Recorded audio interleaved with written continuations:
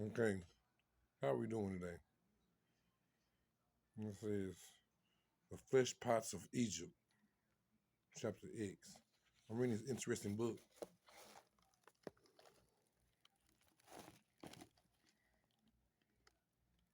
1931.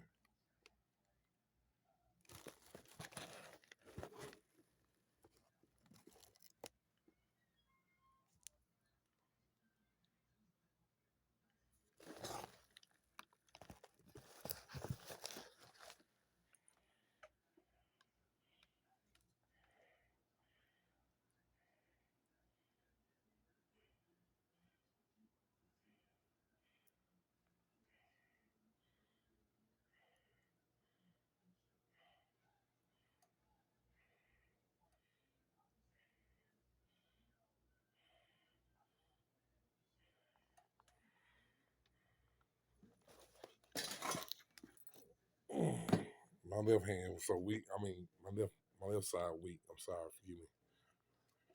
It's hard, but I get through it sometimes. Some days better than others. But anyway, I'm reading this book through it.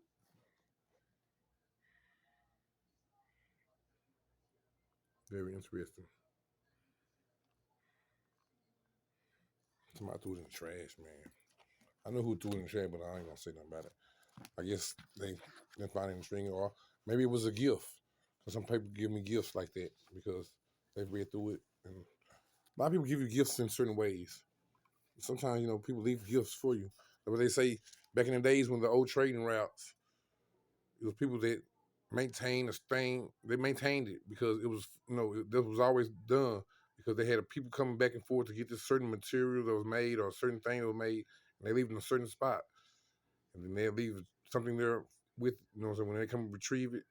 It's been all out throughout time and history, and we've always had these customs and things, but we revive them in certain ways now.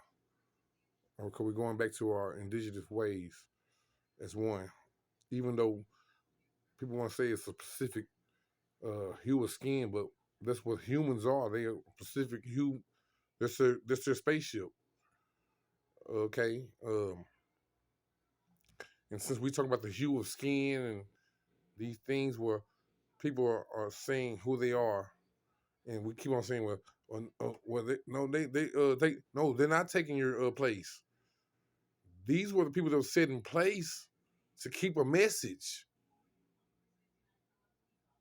See, we have to understand this. At one point in time, things were getting corrupt, things were getting mistaken, messages. So therefore, in certain languages, certain people, these secrets were upheld and held dearly, truly, by certain people in certain ways. And you can't tell these people that they're not the people, they're not the true keepers of this certain secret when they know it and you don't. They're still practicing it and you're not.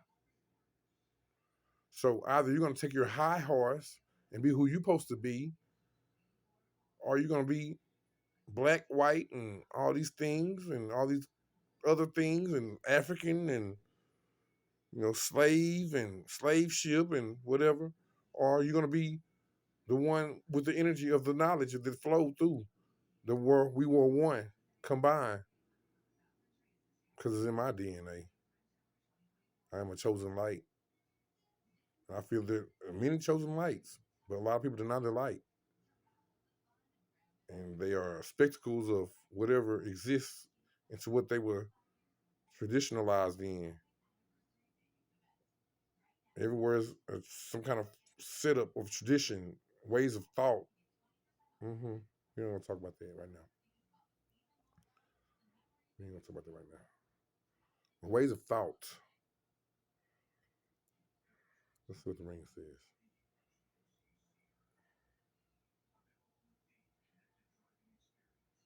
It moves.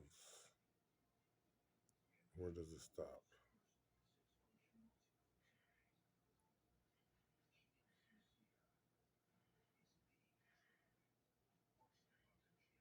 This is special.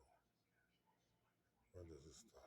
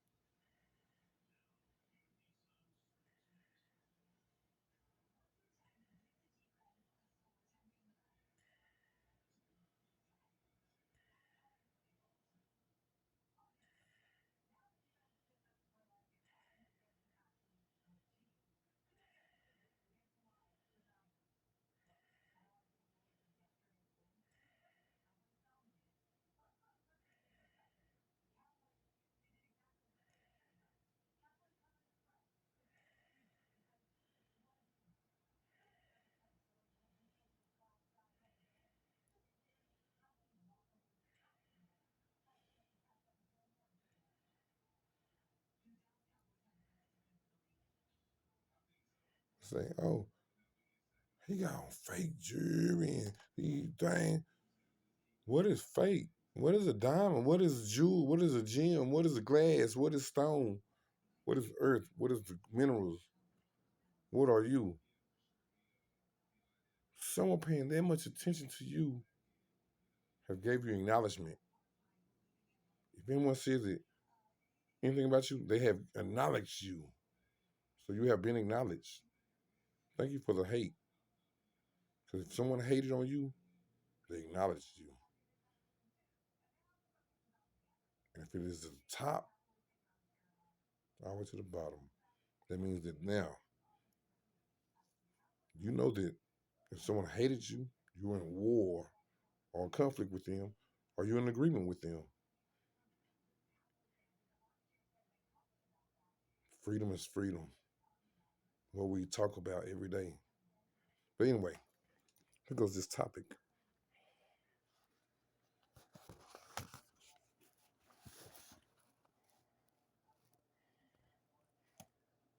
It says, Yahudi later, while criticizing a map that had been published by T. Edward Bowditch in 1819. Now, see, we see the other number now at 181. Okay. He says, beginning then at the top of the map, I find a place called Yehudi, a country or a town of non-existence. Yehudi simply implies Jews, the tribes of Jews, etc., which term the Muslims apply to those people of the Mosaic faith who inhabit the lower Atlas and the districts of Susi. They also apply the term Yehudi to the Hebrew or Jewish tribes, where the native Africans are not, who habitat Moroa, some parts of Falani, and the neighborhood of Timbuktu.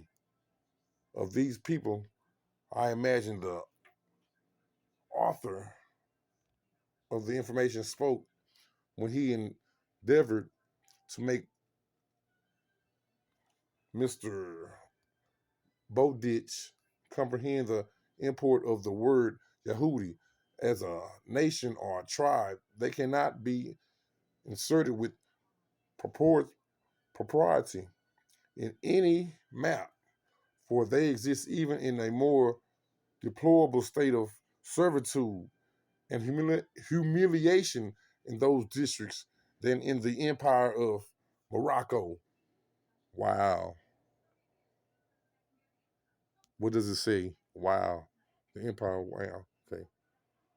That's just something we were reading.